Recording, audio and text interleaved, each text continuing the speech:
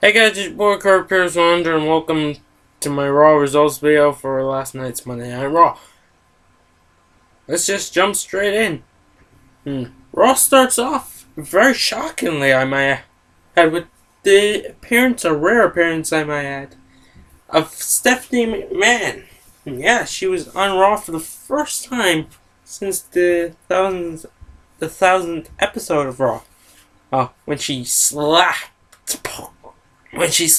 the taste out of Paul Heyman's mouth. That was hilarious. I kind of wish she'd slapped him again, but she didn't.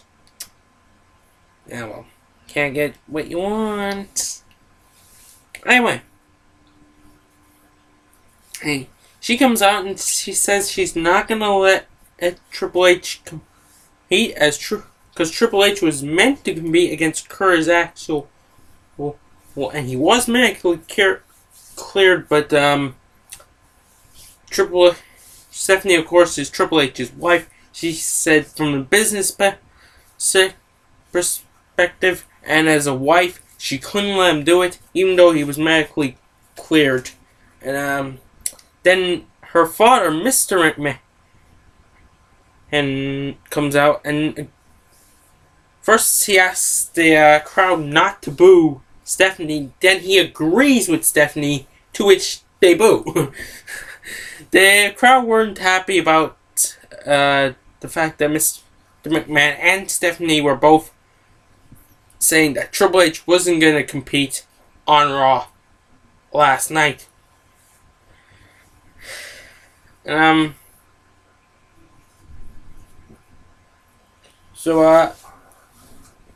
Mr. McMahon pointed out that the fans were encouraging Ryback to hurt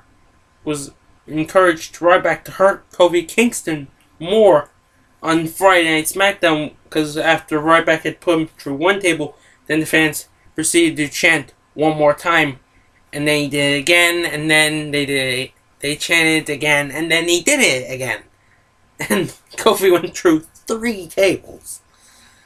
Now that's a message. Anyway, Mr.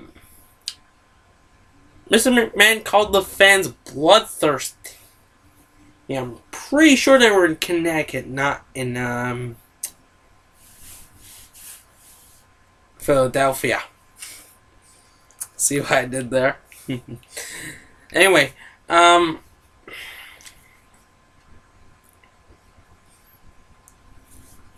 so the Mans are doing all that, and as they were about to leave, they're interrupted by the music of The Shield, Seth Rollins, Roman Reigns, and Dean Ambrose. The McMahons left. There was no confrontation, anything like that. The Shield were taking on the team of Team Hell No and Randy Orton. And the Shield picked up the victory. And again, Daniel Bryan was pinned, which leads him to again believe he is the quote-unquote weak link of Team Hell No. If you ask me, Daniel Bryan is losing his mind. He's not the weak link. He's a former World Heavyweight Champion. And he has to get it out of his head that he's the weak link. There's no weak link in Team Hell No. Otherwise, they wouldn't have been the tag champions for as long as they were. And they could easily become tag champions again in the future. The next match was a normal tag team match between the Usos and the Primetime Players. The Usos picked up the victory. And they said in an exclusive interview that they wanted to win.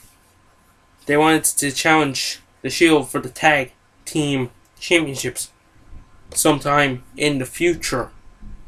There seems to be a lot of teams gunning for the new tag champions. Next match was another match between Alberto Del Rio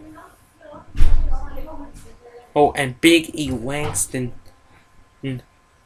Alberto Del Rio picked up the victory, and again there was no sign of the World Heavyweight Champion, the show-off, Dolph Ziggler.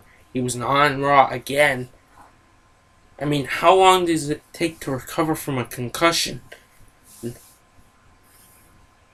And he should be all better now. Well, he didn't get kicked that hard. I'm starting to think Alberto Del Rio is right, and that Ziggler is intentionally taking some time off just to avoid having to deal with Alberto Del Rio. But I'm assuming they're going to have the title match at Payback.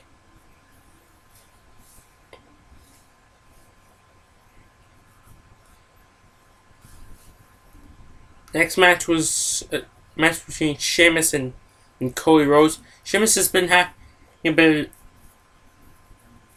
trouble. Has been seemingly building up maybe a feud with Damien Sandow on a SmackDown. So this match kind of makes sense. Sheamus picked up the victory, of course, with a good old-fashioned bro kick. And Cody Rhodes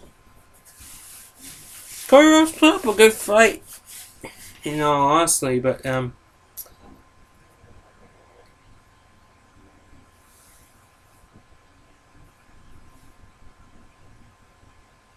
they couldn't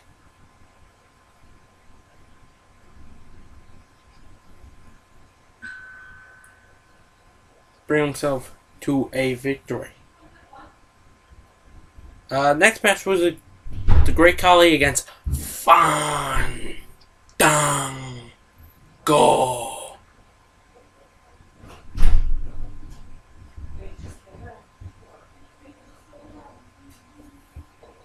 This match ended in a no contest because Fandango was walking away from the match when out came The Miz, who said, no, that's not happening.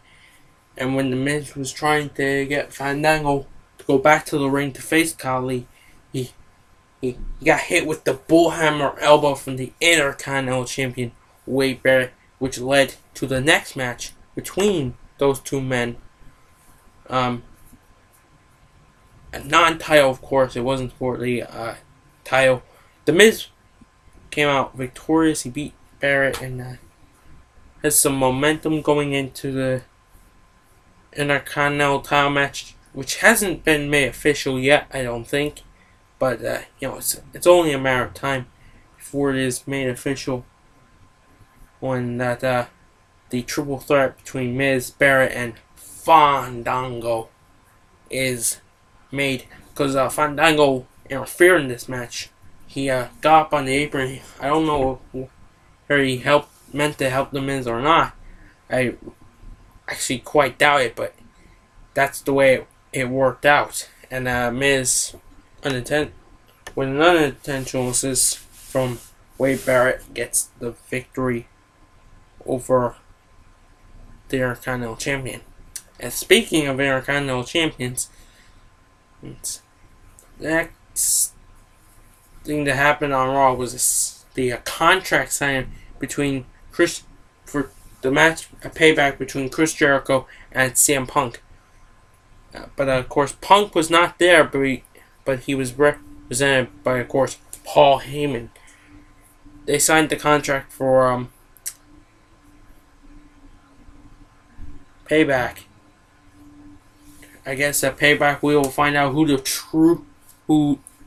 truly is the best in the world, whether it is Chris Jericho or whether it is the Chicago hometown boy that is CM Punk. Should be a good match. I'm kind of looking forward to it. I'm really looking forward to seeing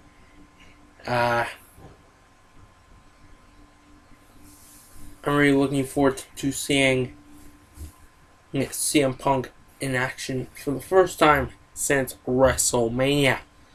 The next match was a 6 Divas tag team match with Caitlyn and the Funkadactyls against AJ Lee and the Bella Twins.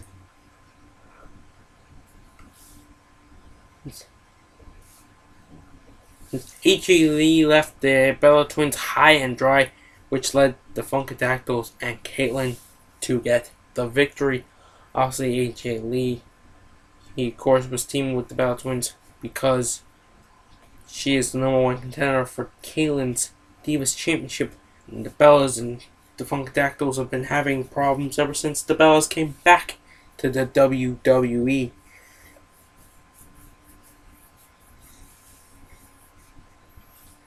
The next match was Ryback versus Daniel Bryan. Daniel Bryan was obsessed with the fact that he thought he was the weak link, so he went to get himself into another match, and he got Ryback.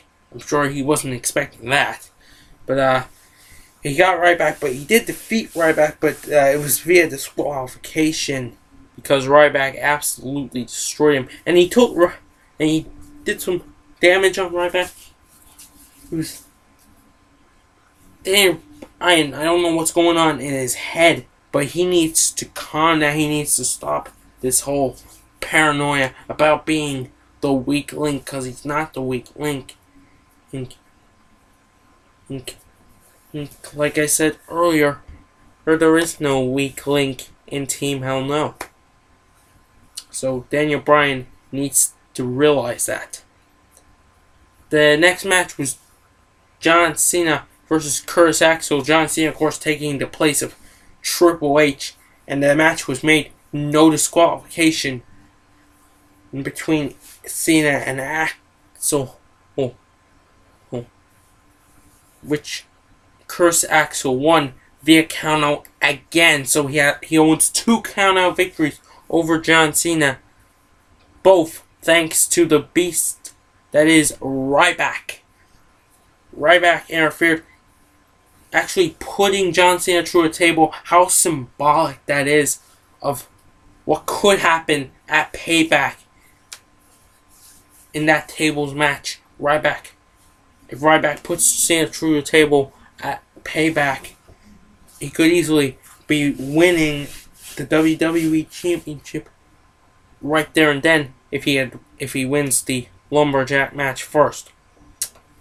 Overall, Raw was, it was decent enough. It wasn't the best Raw ever. It was kind of disappointing that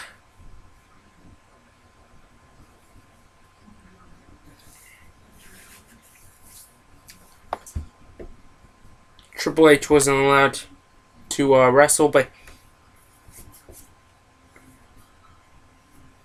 he stormed out of Raw before Raw went off during Raw just to avoid kicking Mr. McMahon's ass on live TV, which personally I would have loved to see because it would have been piss funny.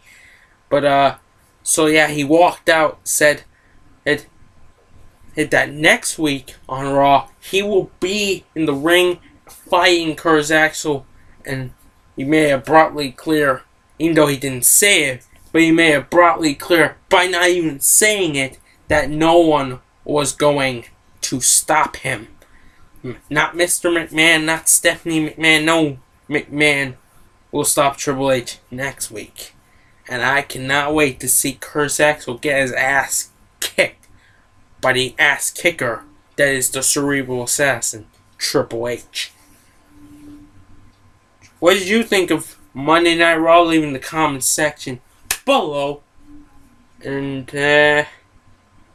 until next time, this has been your boy Corey Pierce 100. Please like, subscribe, and peace.